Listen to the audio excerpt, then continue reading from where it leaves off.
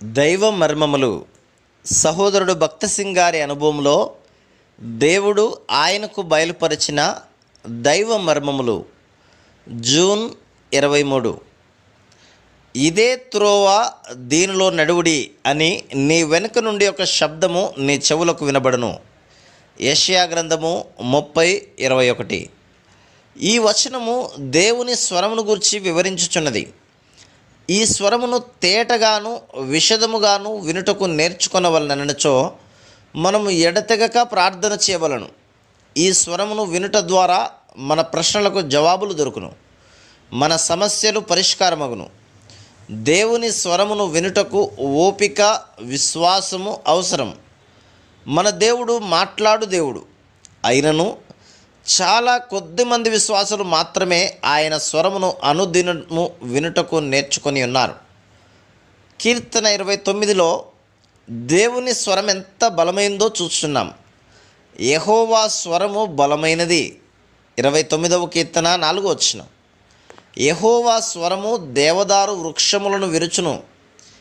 కీర్తన 29:5. యెహోవా స్వరము అరణ్యమును కదిలించును. కీర్తన 29:8. ఈ వచనములు నీ జీవితమునకును నా జీవితమునకును అందుబాటులోనున్న దేవుని స్వరం యొక్క శక్తిని సూచించును. మొదటి రాజులు 18:38 నుండి 46 వచనములలో ఏలియా దేవుని శక్తిలోని గొప్పతనమును చూచాను. కానీ 19:4లో నిరుత్సాహపడి మరణమును కోరుచున్నాడు. ఏదో ఒక సమయంలో మనమందరము నిరుత్సాహపడదాం, కృంగిపోయేదము. మన భారములు మనకు అధికమై అనేకసార్లు ఏలియా వలె నిరుత్సాహపడదాం. కానీ 19:12లో ఏలియా మెల్లని నిమ్మలమైన దేవుని స్వరమును వినెను. వెంటనే ఆయన భారం తొలగిపోయాను, మరణించవలనను కోరిక లేకుండా పోయాను, అనుమానములన్నీ ఎగిరిపోయాను. దేవుని మార్గములు మానవుని మార్గముల వంటివి కావని రహస్యమును ఏలియా నేర్చుకొనెను. ఈ రహస్యమును నీవు నేర్చుకునే ఎడల ఎటువంటి సమస్యలోనైనను విజయవంతుడవు కాగలవు.